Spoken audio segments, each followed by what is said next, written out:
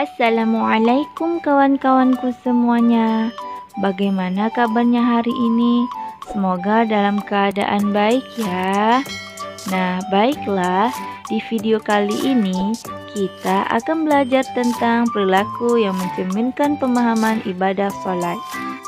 Nah, berikut contoh perilaku yang mencerminkan ibadah sholat. Pertama, kebajikan terhadap sesama. 1. Melatih kekompakan. 2. Mematuhi perintah ketua kelompok. 3. Tidak marah bila dinasihati. 4. Suka mengirim salam dan mendoakan teman. 5. Menepati janji. Dan 6. Memupuk rasa solidaritas. 2. Menghindari perilaku tercela. Pertama, suka mengungkit pemberian. 2. Suka meremehkan teman. 3. Ingin menang sendiri. 4. Suka mencuri. 5. Suka meminta-minta. 6. Suka berbohong. 7. Suka mengganggu teman. Nah, berikut penjelasan masing-masing contoh perilaku yang mencerminkan ibadah sholat. Pertama, melatih kekompakan. Sholat fardu lebih baik dikerjakan secara berjamaah karena lebih utama dan pahalanya lebih banyak. Pada saat sholat berjamaah akan terlihat kompak. Seorang imam sebelum memulai sholat fardu selalu memperhatikan kesiapan makmumnya. Saf-saf harus disusun secara rapi, lurus, dan rapat di antara para makmum. Selanjutnya, imam memulai sholat dan diikuti oleh makmumnya hingga selesai. Gerakan sholat imam dan makmum selalu kompak. Nah, kekompakan sholat tersebut dapat dijadikan teladan. Misalnya, kekompakan dalam kerja bakti membersihkan sekolah. Ketika waktu kerja bakti tiba, maka tak seorang pun yang duduk santai, mengobrol, dan berdiam diri. Tidak boleh ada sebagian anak bekerja bakti, tetapi sebagian lainnya malas-malasan. Semua harus saling bahu-membahu agar tugas kerja bakti selesai dengan baik.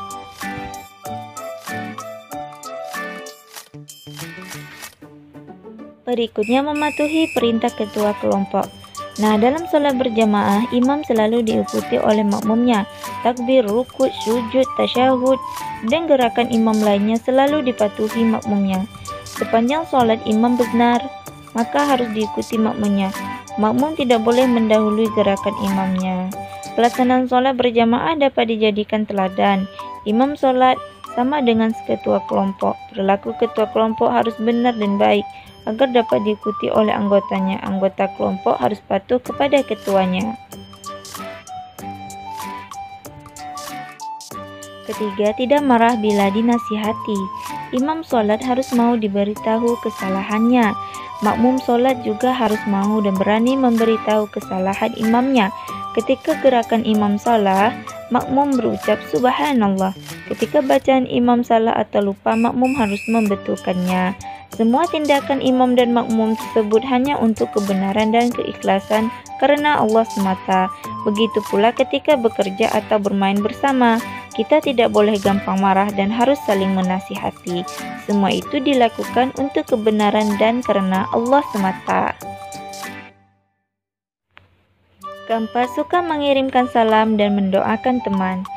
Nah, setiap sholat selalu diakhiri dengan ucapan salam. Salam adalah ucapan untuk keselamatan, kerahmatan, dan keberkahan bagi orang lain. Dengan demikian, sholat mengajarkan kita untuk saling memberikan salam sesama teman. Apalagi, salam juga bisa bermanfaat untuk mendoakan teman. Dengan saling memberikan salam atau mendoakan, kamu akan bertambah akrab dengan teman-teman. Kelima, menepati janji. Orang yang terbiasa sholat di awal waktu akan pandai mengatur waktu. Ia tidak suka menunda-nunda waktu sholatnya. Sepertinya ia sudah punya janji kepada Allah untuk menjumpainya pada awal waktu sholat. Dengan demikian, orang yang terbiasa sholat tepat waktu akan selalu menepati janji kepada sesamanya.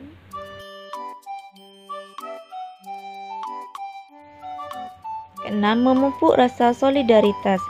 Sholat diwajibkan bagi setiap muslim tanpa adanya perbedaan kaya, miskin, laki-laki, wanita, pejabat, rakyat jelata, pintar, bodoh, mukim, safar, sehat, atau yang sakit sekalipun.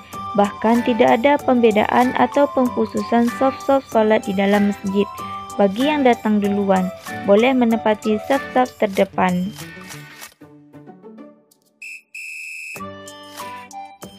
Berikut menghindari perilaku tercela. Pertama, suka mengungkit-ungkit pemberian. Salat yang khusyuk senantiasa mengajarkan keikhlasan, yaitu semua amal hanya untuk Allah.